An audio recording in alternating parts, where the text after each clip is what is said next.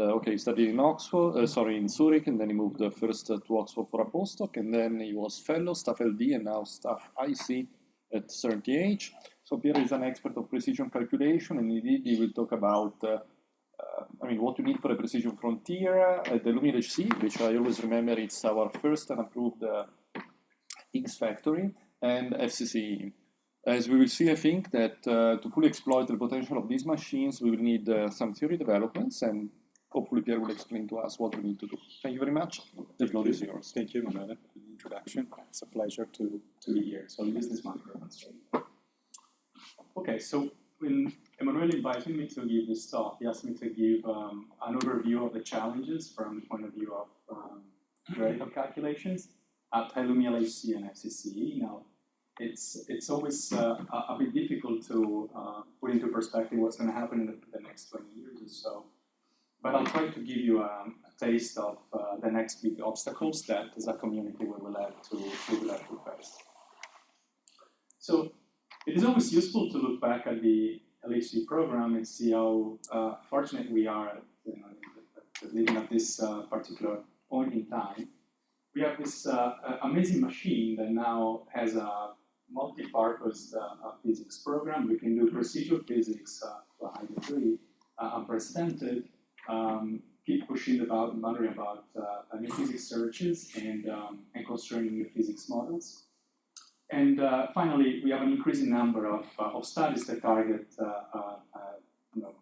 a better understanding of the dynamics of gauge theories that we have achieved in the past few years, and we can improve using collider data.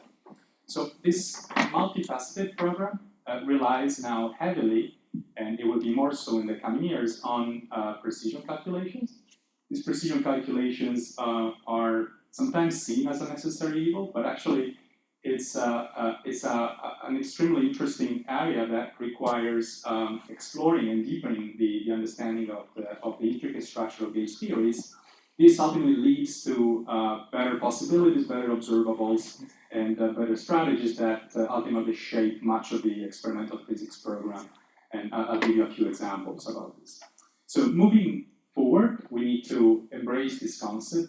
And it is important also to recognize that besides the many open questions about a universe that we try to tackle, some of which we try to tackle at colliders, still our understanding of several aspects of the CERN model remain very poor. So as we enter this new exploratory phase with the High-Luminosity LHC and what will happen next, we should approach the physics program with a critical mindset and seek creative strategies to test or deepen our understanding of the standard model using collider data. And it's useful to look at this interesting paper by Chris Quick that appeared last week. If you want to look at a list of open questions within and beyond the standard model, looked at with a critical eye. So now the road ahead is being charted. We know that we're going to have to face the mountain of High-Luminosity LHC in a few years' time, and this is followed by most likely FCC without the question mark, depending on your persuasion and optimism. So I'm going to try to give you a small overview or a personal selection of examples rather of what the open challenges, in my opinion at least, in the field of theory calculations will be. Of course, this is not going to be a comprehensive list, which is partly subjective. So I apologize in advance for any bias, so we should be happy to discuss more. So let's start with High-Luminosity LHC. The LHC program and High-Luminosity in particular is characterized, well, I find this always extremely exciting from a point of view of a theoretical physics by the vast range of scales that is covered by the experiments. Of course, a multi-purpose experiment like the LHC will cover different areas of particle physics, each of which will come with their own characteristic skills of exploration that vary very much, for instance, between the AVION program and the JET program or ESM searches in the entails of the Young distributions. So if we want to control or operate optimally at these energy scales, either to look for beyond the standard model signals or to study QCD aspects, for instance, within a boosted jet, we need to control the theory over this vast range of scales. Okay, this is a formidable challenge because the theory, and specifically when we talk about LHC, we talk about QCD, is extremely complex. And at these different energy scales, the theory behaves very differently, so it requires very different systematic treatments with different definitions of the accuracy. And each of these definitions bear their own problems and obstacles and complications. And when we look at a program like the LHC, we rapidly see where the limitation of our tools lies. And whether in extending perturbative calculations to higher orders, that's one of the workhorses of the LHC program, but also describing other important stages of PP collisions like multi-particle interaction, or interpreting new phenomena such as collectivity behavior in small systems, for which we have no first principle understanding, and in some cases not even sufficiently good model. So how do we tackle this level of precision or this complexity over multiple scales?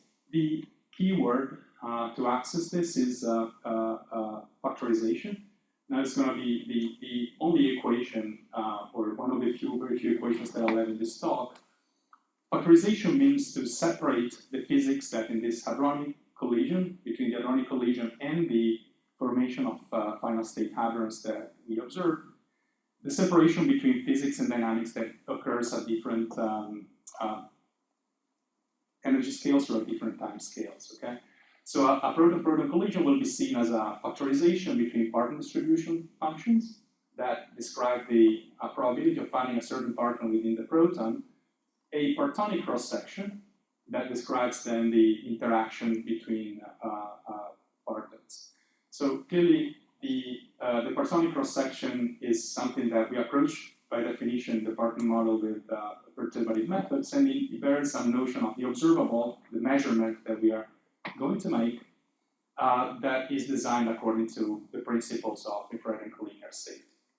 Then we have these corrections to the factorization theorem that are known as power corrections, or they encode higher twist effects like multi-parton interactions, or corrections due to the hadronization of the final state partons into hadrons. And for this, we at the moment have no first principle at all, description at all. Okay? So we completely rely, to a very large extent, on model. Now, if we look at the situation at High-Luminosity LHC, each and every aspect of this picture will be challenged. In fact, some of these issues are already starting to show up right now. In particular, we don't know whether we will have sufficiently accurate knowledge of parton distribution functions, and whether what the obstacles will be, whether it's like the quality of global fits, or we have sufficiently many partonic cross sections that we need to use to fix how the theory uncertainty is correctly estimated. Whether we have sufficiently many perturbative orders in the partonic cross section to match the experimental targets, or whether we can design better observables to improve calculability and performance in some cases, so bridge better the theory to experiment. And lastly, whether we know or we can develop a first principle understanding of these power corrections. Now, this power n depends pretty much on the observable. It can be as small as 1, or even smaller in some cases, in observables like jet properties. That means these power corrections will be large. Lambda is the scale of QCD, so it's typical proton scale, and Q is the energy scale of the process. So this can reach also several tens of percent in some cases. And in other cases, like for instance, total cross-section n is equal to 2, and in those cases we can get away with just computing this first piece of this equation. So in the future, it is clear that at High-Luminosity LHC, we're going to need a better understanding of these corrections, which poses serious challenges about the way we approach perturbative calculation, or whether we understand correctly and deeply enough gauge theories like QCD. Ultimately, the factorization itself is known to be broken, And we're approaching this breaking point already now, so we don't know what the corrections to this formula are going to be. So it's not an exact description of reality of a hadronic collision, and so we need to cope with this factorization breaking corrections that will affect the precision program that we're going to face. So let me mention a few examples of the challenges that we'll need to face. Starting from the fundamental ingredients, these are Barton distribution functions. These are extracted from the data that give a reference low energy and then evolved up and down in energy scale using perturbative methods that we can do now very precisely. This plot here shows the current situation of global fits that combine both collider and fixed target data.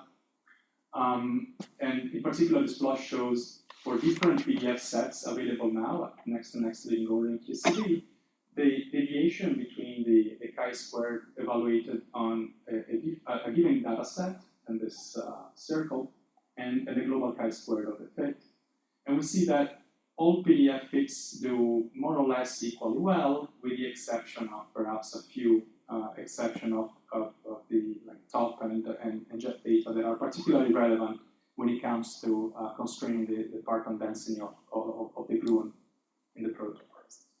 Now, this is a result of a great progress in the field that lasted about 20 years that brought the global fits to having an accuracy of about 10-ish% to being roughly a few percent accurate and consistent among sets.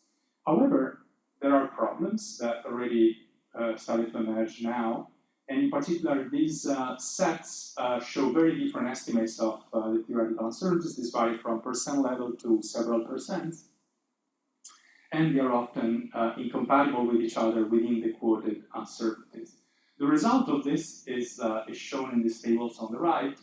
These are taken from recent measurements at Atlas of both alpha S and the mass of the W boson. And you see that the quoted PDF uncertainty in the alpha S fit, for instance, is of about 5 parts to the -4, which is obtained by picking one specific PDF set among the available ones. However, if one takes the spread of all the different sets, is 4 times as large. And a very similar situation can be seen in the MW case, where the PDF error quoted is 4.5 million units of the W mass, while the spread between different PDF sets is 18. So sometimes this PDF error is reduced by the experimental corroborations themselves using approaches like profiling. An example is the CMS extraction of MW, though this is an approach that is currently being debated within the community of experts, also with statisticians, and as it might end up giving too much weight to a specific measurement, the one that is being made on top of the other measurements using the global fit. So how to improve this? One way of improving it is including higher order corrections. This means either including higher order corrections in the PDF evolution and going to, for instance, the Q below in QCD. But this has to come together with including achieving the same accuracy in the partonic cross sections that are using the fit. That at the moment is out of reach, and in particular, only one of such cross sections, that of fixed target DIS measurements, is being included in the fit. As a result, some of these approximate encubed low PDFs or incomplete encubed low PDF sets has been put out, and here's a difference, for instance, for the luminosity, GG luminosity between two such PDF sets. You see that they're still very much incompatible between them. So the discrepancy between the two sets has not been reduced by including a Q below correction in the PDF evolution, and is still substantial.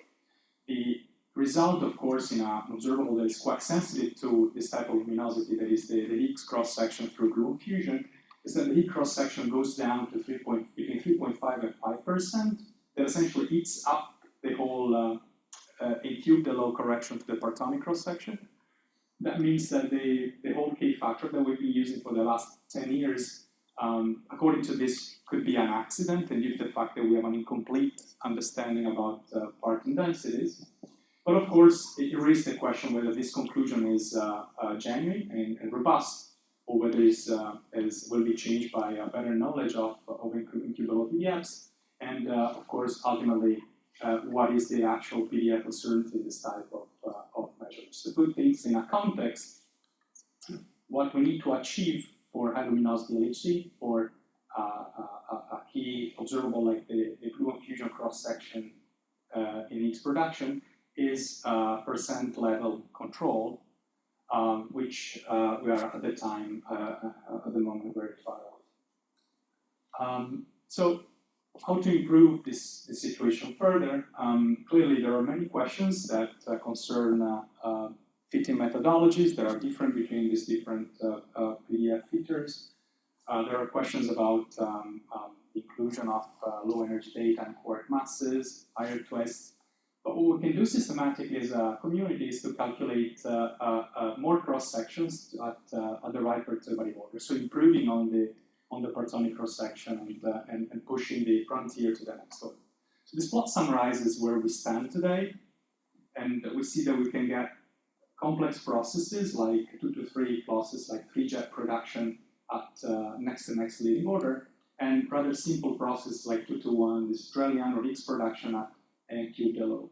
And right now people are been working on this frontier, trying to push to the next particle multiplicity or the next loop level. Okay, this is pretty much in progress.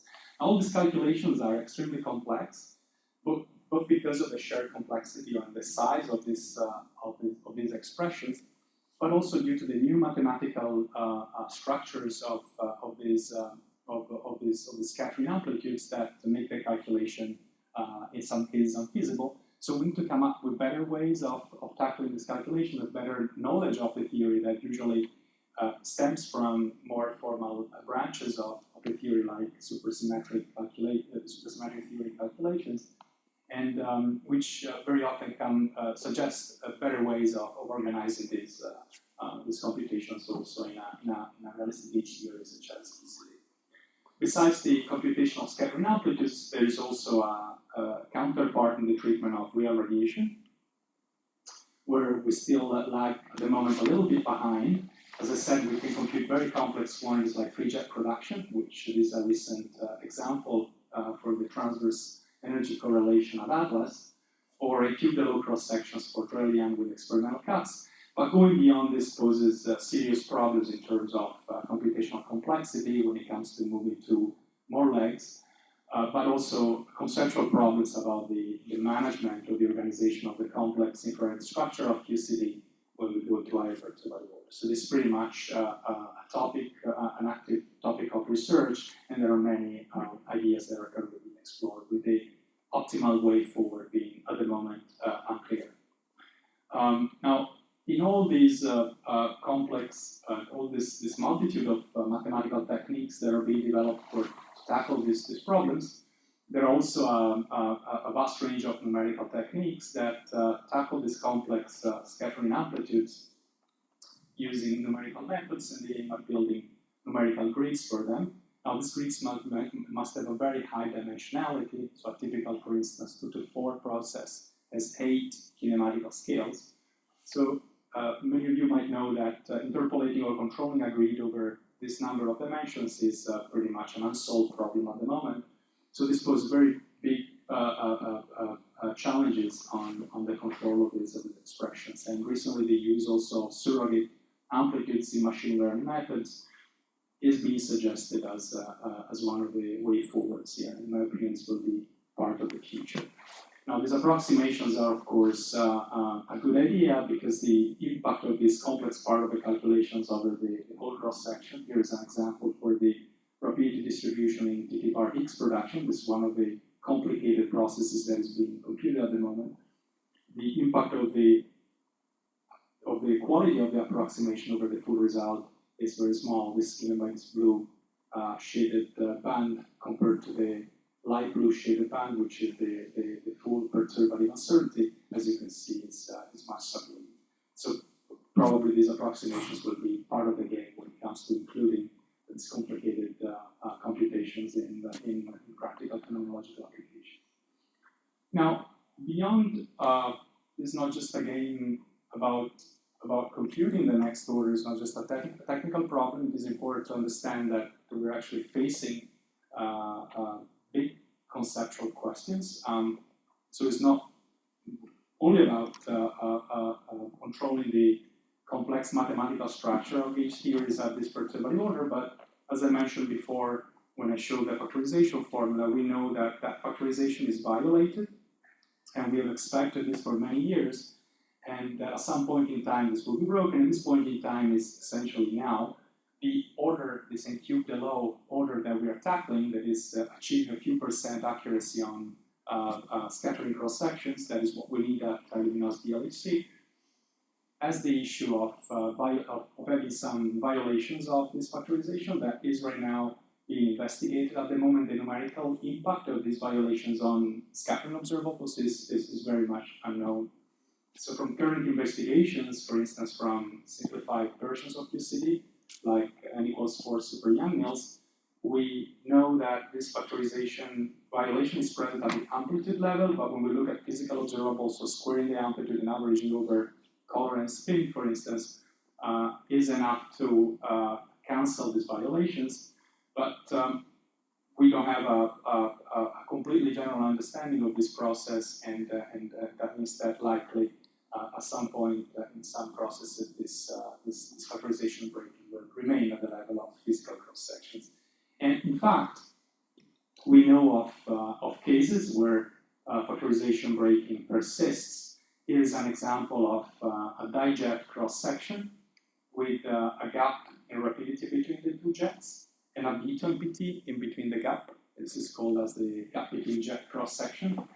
And this kind of quantity is known to have factorization breaking effects that manifest themselves in terms of logarithmic correction of the perturbative series starting at n-cubed-LO and beyond, which have a naturally large power, so they are known to emerge from breaking of QCD coherence, and for this reason are called superleading logs.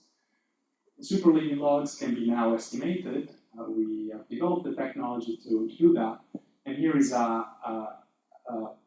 estimate of the impact on the jet cross-section, and we know that if we take a jet with a moderately large rapidity gap, this is absolutely standard at experiments, with a jet beta of 30 GeV, which is also standard scale, we are dealing with a factorization breaking effect of about 5%, which is a problem if we want to control these quantities with a percent level in High-Luminosity LHC measurement. So we will need to develop a vast amount of technology to handle this type of physics in the coming years.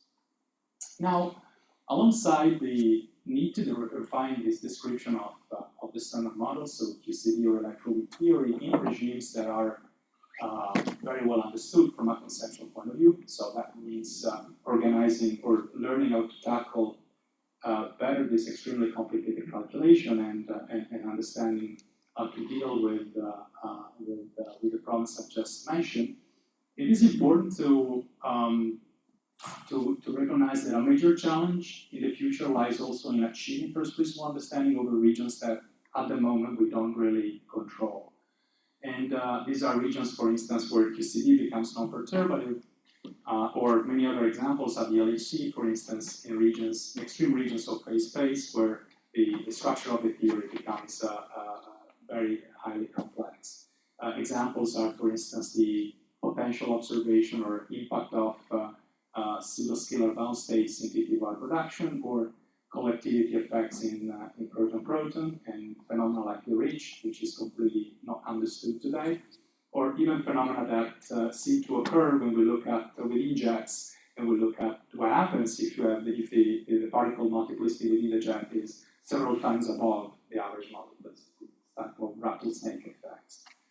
So the answer to all of these questions, to many of these questions, usually is just QCD in its whole complexity. That is most likely true, but we don't have any understanding of how to describe or even predict any of these phenomena. Okay, so there's a lot of interesting, extremely exciting physics in the standard model, the way we define it, that we don't understand. And not only is it exciting to achieve a control of the theory to a point where we can predict and describe this type of phenomena, but in some cases we must achieve that control in order to operate the LHC, the high-luminosity phase, and even more so when it comes to FCC. So it is also, for this reason, important to come up with new observables, sometimes motivated by a deeper understanding of the theory that we've achieved in recent years, to use experimental data to inform ourselves about some of these stages, some of these phenomena, so that we can refine our theoretical description and in turn test it at experiments. So in this way, theory calculations not only inform us about collider experiments, but they steer the program. Because we can use experiments as an exceptional factor at the LHC to actually improve our understanding of the complex structure of these theories. And it's something that we really need to fully embrace as a community in the next 10 years or so. So let me give you a few examples of how this happens. So for instance, one example that this is something that has been happening in the last 5 years or so is that of using observables known as energy correlators. These are essentially expectation values of energy flow measured between different directions in the detector. Okay?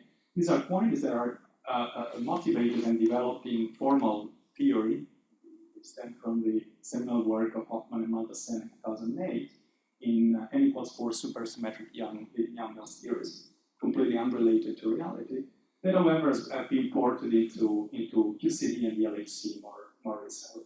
So these are observables that are defined to connect formal aspects of the theories like these correlation functions with actual experimental measurements that can be used to test the properties of this quantity. So in a sense, we are accessing at the LHC the very deep, very defining properties of QCD, which is extremely exciting. Usually in physical observables, the measurement is so complex that the cuts in the phase space that we have to use to isolate the final state that we want, jets or muons or whatever, completely break this connection and we make it completely non-transparent, completely non-linear. In this case, we can directly access that information.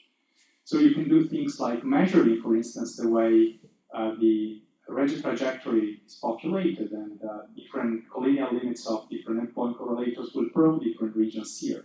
This will manifest itself in terms of scaling laws. If you look at, for instance, the ratio between correlators, you can exactly predict the scaling from first principle QCD. This is related to the operator broad expansion of this quantity. And this is being measured at experiments and compared to the theory, which is extremely interesting. Now, it's just an example. There are many more. This type of technology of observables is being used now to study different things. For instance, the sensitivity to the top mass to achieve better extractions of it, but also study of Quark-Gluon plasma in heavy ion collisions, and even a reanalysis of LED data, which is actually extremely interesting because it reaches a much finer binning in terms of much finer binning using charge tracks, which is extremely useful and informative when it comes to study of QCD properties. Another thing that characterizes this type of observables is their simplicity, which is sort of a defining criterion. Right? We want to keep things simple to access, keep the mapping between the observation and these correlation functions as simple as possible. And that allows us, it's one of the few cases, to make very precise statements about the non-perturbative behavior of these objects. This is talking about predicting something in non-perturbative QCD, which is something that we don't know what to do from first principles. So in these cases, knowing this OPE essentially fixes the scaling of these power corrections, which is linear. This is the power correction that I had in my factorization theorem at the beginning. Now n is equal to 1, so these are very large. But they can be predicted, their dependence on the kinematics can be essentially predicted by the formal properties of these objects. This is something that is very powerful because essentially allows us to fit the coefficient of this correction at one energy scale, so in jets of a specific PT or energy. That quantity will not depend on the kinematics, and then you scale it up and down using perturbative QCD, just that emerges from knowing the properties of this correlation function. This is extremely powerful, and then becomes predictive at other energies. That opens the possibility of doing precision physics with these quantities, overcoming essentially the obstacle imposed by hadronization that in this case we managed to control, at least in some region. Here is an example of this scaling where the analytic predictions in solid line are compared to pseudo data generated with Monte Carlos that are tuned in such a way to reproduce experimental data. And the description is indeed very good in the region where it is expected to work. Another example is that of multi-partner interactions. This is a key part of the hadronic collision, of which we usually, our factorization theorem only describes a single partonic scattering, right? the most energetic one. But actually, a huge amount of what we observe comes from what we call MPI, and it generates phenomena like underlying event that is a big contamination of our observations, and we must control very precisely at high luminosity if we want to access physical observables with the target precision. Now, an example is here, in this paper we observed that this type of MPI dynamics that is for now completely not understood. We don't know what the PT distribution of the multi-particle scatterings is. We don't know what the rapidity distribution is. We only tune heavily phenomenological models from Monte Carlo using a lot of data, and then we use those to predict. Of course, there is no first principle, but lately we've had a lot of development of factorization, so field theoretic factorization approaches to multi-particle scattering that we have no way to test using collider data.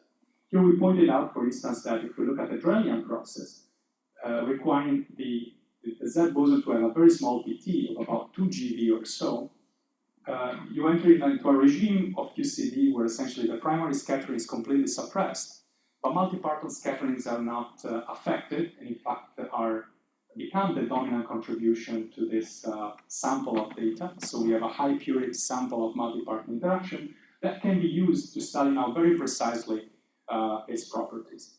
So as an example, for instance, one of the features of this multi-particle scattering is this interconnection between a single particle scattering. So they can happen either independently. Here is a Drellian followed by dijet production. But you can also have an ISR radiation from, for instance, dijet production, then ends up interacting with another particle and producing a Z boson. So now these two cannot be factorized, cannot be disentangled. And they leave a very specific imprint in the jet spectra if one uses this energy cut, this PT cut, that can be now observed.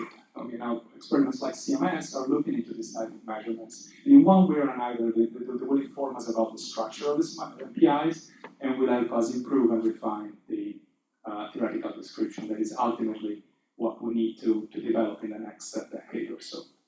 So these are just a few of the examples that of the challenges that we need to face at High-Luminosity LHC. There are much more, of course, to mention. But it's a pretty exciting time, in my opinion, and the exploration of all these challenges has just begun. And we really have a long way to go to come to a point where we understand them to the point of exploiting them for achieving better collider predictions, but also to ultimately achieve a better understanding of nature at these scales, which is as exciting as a discovery of a new resonance. Really. These are regimes of extremely high complexity that we've been chasing for quite some decades. So let me, instead of keep talking about these challenges at High-Luminosity LHC, now switch to what comes next. And so I'm going to talk about FCC EE because in the interest of time, well, I won't manage to cover HH, but I'm happy to discuss about some of these things later on. Now, the FCC program as a whole defines very ambitiously the roadmap for the exploration of nature for several decades after the LHC, as we saw earlier today. The EE phase is particularly interesting. It is a precision machine, mainly centered around the study of the Higgs sector, but not only, will offer a very diverse program in terms of electroweak flavor and the study of indirect constraints on VSM models that will give us a lot of information about the inner workings of the universe in this case. Now, reliance of FCC on theoretical calculations is even more pivotal than what happens at High-Luminosity LHC. This enters in many ways.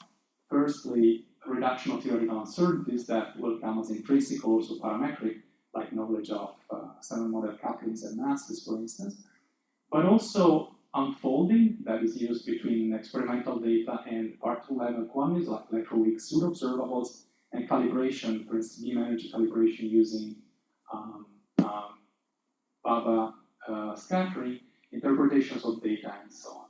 Now, if you look at this table, this is taken from the feasibility report, and you look at the experimental statistical and systematic uncertainties that are predicted, you see that you need to reach a level of control over these quantities of 10 to the minus 4 and 10 to the minus 6, which is remarkable. It's way beyond what we will need and will achieve at High-Luminosity LHC. And it poses essentially a whole new set of questions on our ability to control the theory to that level of accuracy. Let me go through a couple of examples of some of these benchmarks to see what we need to face in the future. So a first example is the determination of the strong coupling constant.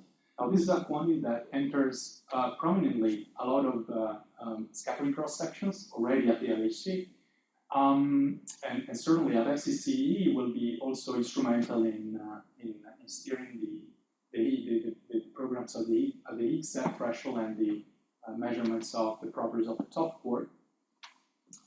At the moment, the best determination comes from lattice QCD. That is unmatched from any other determination from fits, and in fact, there are pretty disturbing discrepancies between some of the fits and the results of lattice QCD that people have been trying to address. They go pretty deep into our ability to understand some aspects of the theory, like non-perturbative hadronization of QCD. So at FCC EE, this one is measured most precisely from Z boson decays at the tera-Z stage, where a combination of a few of these pseudo-observables essentially leads to uncertainties of about a per level. This is fantastic, but if we look at what we're relying on is an extremely good knowledge of the energy, of the beam energy that needs to be calibrated using processes of this type that at the moment are out of reach in terms of complexity, but also much higher accuracy control over Z boson decays that will require us to push essentially our ability to perform these perturbative calculations way beyond what we can do at the moment. So this is a huge challenge and requires setting up a whole coordinated program between the whole community and educate the new generation of theoretical physicists essentially to learn and tackle these calculations that will take multiple years. This is quite an endeavor. Now this is an example with the Z decay that I just made. But there are also other cases like that. You can extract alpha S from W decays at higher central mass energies of the FCC runs, and also tau decays that opens other questions. For instance, tau decays happen at lower energy scales, so they open again questions about technical aspects of QCD at those scales, like renormance or hadronization. That again, I mentioned them before. We need to learn how to control with this level of precision. Now, the FCC machine is mainly an electroweak machine, but it leaves a lot of room for QCD studies that can be done extremely accurate using the exquisite luminosity and data statistics that this machine will provide. Here is an example of the size of QCD data sets. These are jets that will be measured at different energy scales at FCC. They can be used for a lot of studies, for instance, or QCD, like QCD fragmentation, jets, substructure, non-perturbative QCD, the tagging object flavor, which is actually very instrumental, for instance, at the X threshold, and so on and so forth.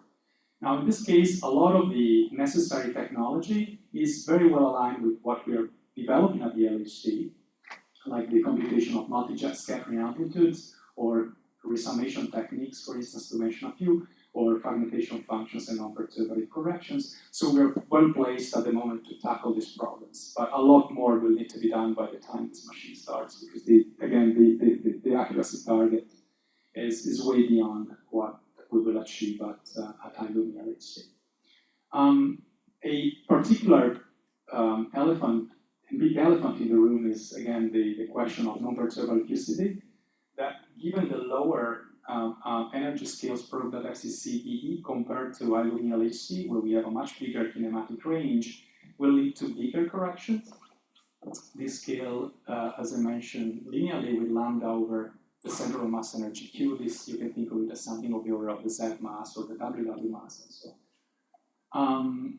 So it is important to be in control over this. And now there is a lot of development of either analytic models or analytic simplified models that gain more understanding of how these things work from first principles, but also better Monte Carlo models that rely on machine learning technology or improve some technical aspects of the description of non-perturbable QCD.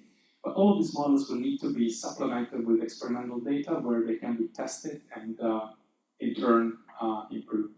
A lot of it will be coming at High-Luminosity LHC, but we were mentioning right now at the coffee break that one option at FCC will be to take some data at lower energies than the Z boson peak. This is something that, from the physics point of view, has been thoroughly studied.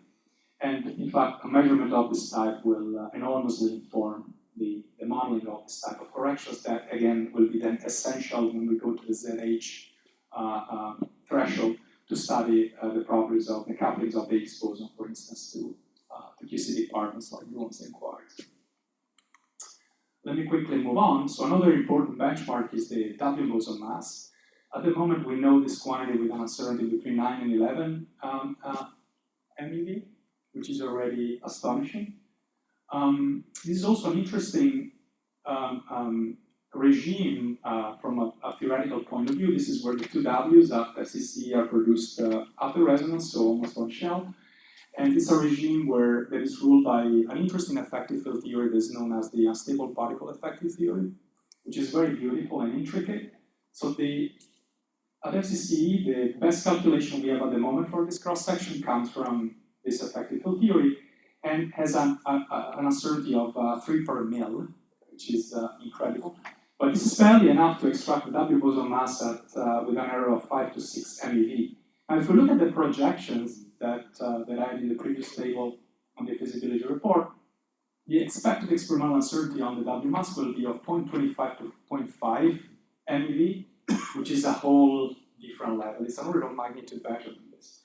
And achieving, going from this to this, from a theory point of view, is something that at the moment we don't even know what it will take. So certainly we know that one of the next obstacles will be the calculation of the whole resonant WW production decaying into 4 fermions at an exponentially more electroweak. That is at the moment a completely untamable challenge. It's way too complex to be controlled. So again, this requires a proper program that will take a whole decade probably to land on the theory that is necessary to operate at this level of accuracy. Now, Higgs physics, this is probably the workhorse of the FCC program. The experimental precision will allow 0.1% precision on cross-sections that will translate into percent level accuracy on a lot of the Higgs couplings to other standard model particles that will reduce much further the errors that are achieved at the High-Luminosity program, and even better when we are combined with it. Now, I cannot describe in full generality the Higgs program that is very interesting and complex, but I can take an example that is hadronic decays of the Higgs boson. This is something that has not been studied to the same level of depth as the rest of the Higgs program. It's also an exciting opportunity since it gives us access to important couplings like the Higgs to GG, but also Higgs to light quarks that at the LHC will barely stretch. At the moment, we have observed Higgs to third generation fermions like TT bar and BB. We know we constrain the Higgs to CERN, and we know something about muons, but much more could be done at FCC EE if we manage to control the theory to the necessary level of precision. So, like quarks, Yukawa couplings can be constrained, for instance, indirectly by looking at distribution of kinematic distribution of hexagon decays or observables measured on them, like event shapes or jet rays, for instance. And there is room for a lot of physics model constraints that will modify these couplings in unique ways. Okay? So it is important to exploit this program as much as we can. A particularly ambitious example is the measurement or the constraining of the strange quark Yukawa coupling. Now, this is something that is so small that at the LHC will never even think of measuring. Maybe we will have, if we're lucky, some very loose constraint from exclusive decays of the Higgs boson into strange hadrons, but it will be several hundred times the standard model at best. Now, here we're talking of doing much better. And in fact, the development of jet tagging technology based on graph neural networks seems to have a performance that is sufficiently good to separate the strange quarks or the strange jets from gluons, hence distinguishing the Higgs decay into gluon from the Higgs decay into strange quarks. That is what we need to access the kind of coupling. Now, even if we manage to tag the strange quarks, there are serious questions from a theoretical point of view. In particular, the strange quarks could be coming from what is known as the Dalitz decay. That is a Higgs decay into two gluons, and then one of the two gluons splitting into two strange quarks. This is a huge background that is about 200 times larger than the actual Higgs to SS bar that we want to constrain. So a way to get rid of that is to place a very severe invariant mass cap on the two strange quarks and requiring that they are above 100 GeV. That will kill the Dalitz, but it will constrain the signal, the Higgs to SS bar, into an extreme kinematic regime that is very hard to control theoretically.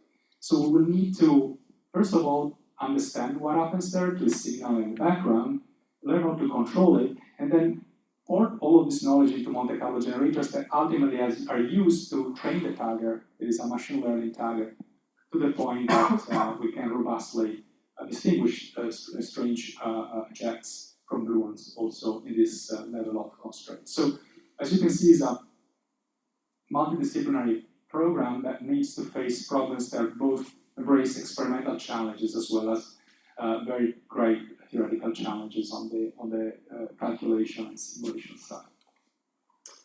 Finally, I wanted to mention another very quick example that is the extraction of the top quark mass. This is the final stage of the FCC PE program. The top quark properties, both mass width and its Yukawa coupling as well, will be measured with great precision. Just to give a rough idea, the uncertainty in the mass will be something between 6 and 7 MeV. So here we are in a regime where, again, QCD behaves very differently from the normal regime. So we're in a regime where the two quarks are non-relativistic. So we're in the realm of non-relativistic QCD. It is the same kind of theory description that, for instance, and you use the cross section, the top of the top of the section. Yes. So this is done by the line shape, so the threshold scan. So you pick different points around the threshold. How do you compare this with the energy colorimeter? This new approach represented in right. So in that context, it's a little bit different. So what is done in that context is you have an energetic top quark at the LHC that decays, and you measure the energy correlator between the decay products. So the decay products, for instance, of the W boson with the B jet, and that has a knowledge. If you look at the kinematic spectrum, the mass of the top quark leaves a specific peak that can be used to extract the mass. While in this case, it's a different regime. You see perfectly the two top quarks. You know perfectly at which energy they are being produced. So here, it's a much simpler measurement. So the definition maps pretty important. Yes, so it's easier from the experimental point of view, and also easier from the theoretical point of view, because essentially it's an inclusive quantity. However, the level of accuracy that you need is so great that it will be an extreme challenge to gain this level of control. So, for instance, at the moment we know. So you have a matrix element here. A matrix element So you work in this non-relativistic. You see now the fact that the top quark, so this pseudo-bound state is perturbative in this case. So it happens at perturbative case, allows you to calculate it from first principles. And this calculation is done in this effective field theory that it has different Feynman rules from normal QCD and so on. So it's much more complicated. Yes, it's exactly that. Yes, exactly. Now this order already, I think below there are pseudo-bound state effects that show up. And so what we know now is a calculation that Martin Beneke and collaborators did 10 years ago. This NQ below in this non-relativistic theory, which is sufficient to achieve 35 MeV in the top mass. And what we need is get down to 7. So this is a whole new regime, right? And so we need to calculate the next order in this theory, which at the moment we have no idea how to do. It's so complex that we cannot manage. And also improve other aspects like the handling of initial state radiation. Very good, yeah, it's a very good point. So there is the problem of the renormalance, and in particular the measurements that are done at the LHC they're believed to be done in the pole mass, which is affected by this ambiguity.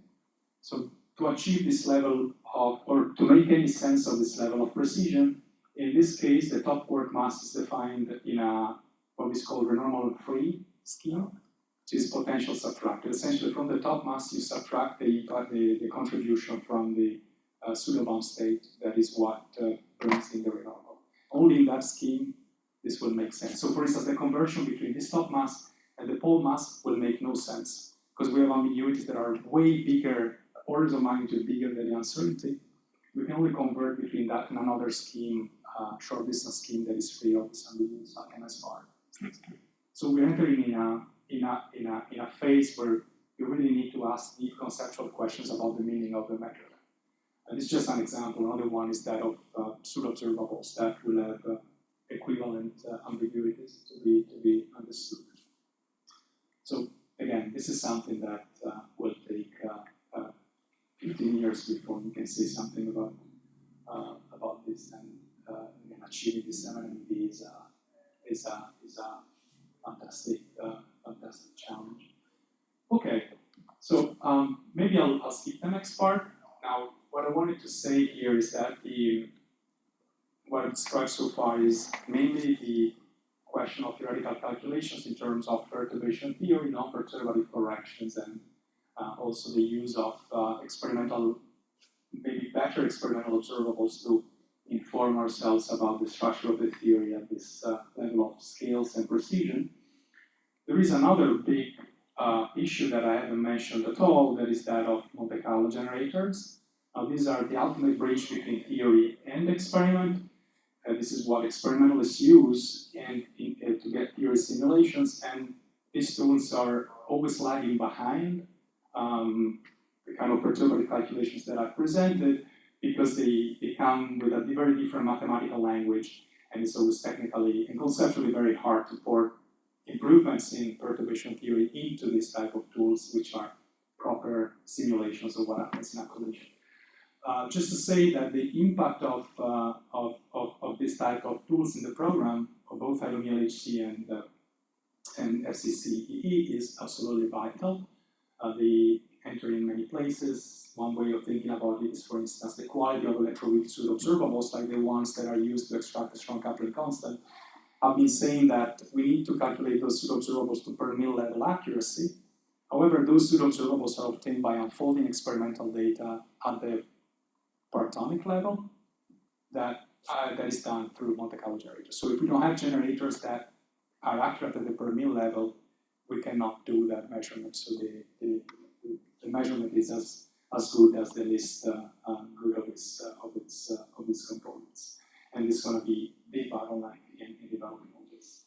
Here's another example in the WMAS. The example in the WMAS for the threshold scan that I presented before, those figures were obtained in the electronic W decays, but one can do better if one considers electronic W decays and improve that accuracy even further.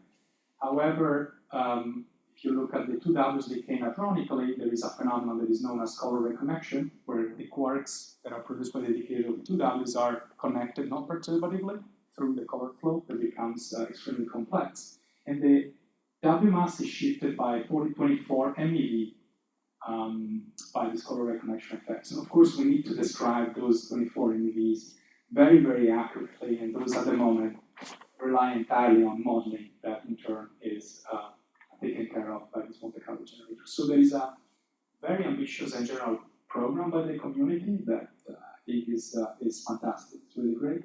It tackles all the various aspects that enter these challenges: perturbative accuracy, partner showers, and hard scattering processes and generators, but also modeling of things like hybridization, color reconnection, and when it comes to LHC, also multi-partner interaction, also computational aspects like performance and the efficiency of this computation, all of which will need to achieve perfection if we want to even operate this machine at the level of the target accuracies that we are quoting today.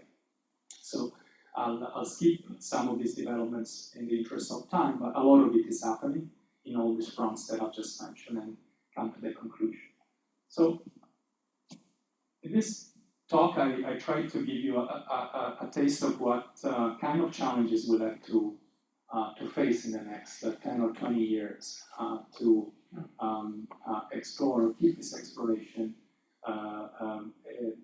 exciting and efficient and collaborative physics. Just only at crossroads, and we in the same way as we don't have to be discouraged by the absence of new physics at the LHC, because every negative measurement, every negative outcome of an experiment is, of course, informative to in fundamental physics.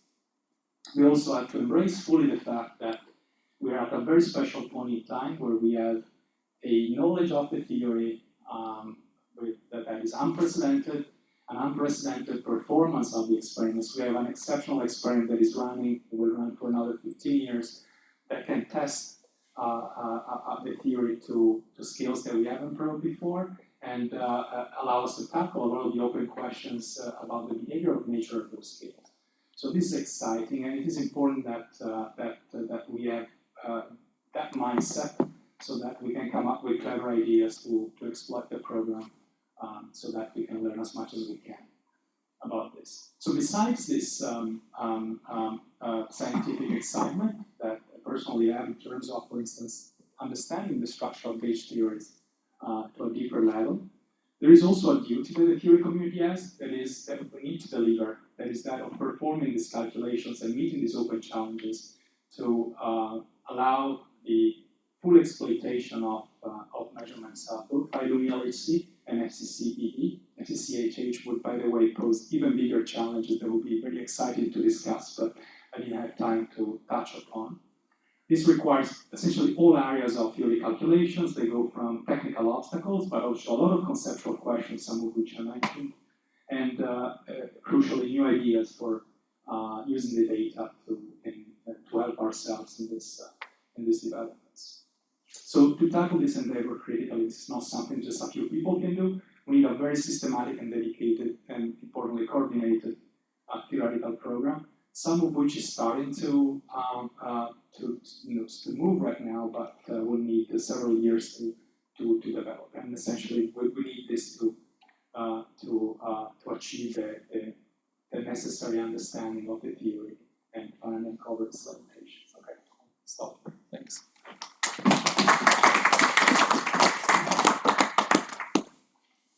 So thank you very much, Pier, for this very nice overview. Do we have questions in the room?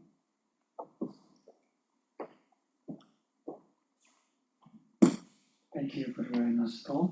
So my question is about the violation of collinear factorization.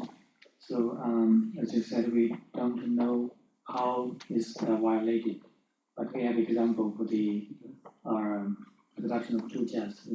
It's a so-called super hidden lock.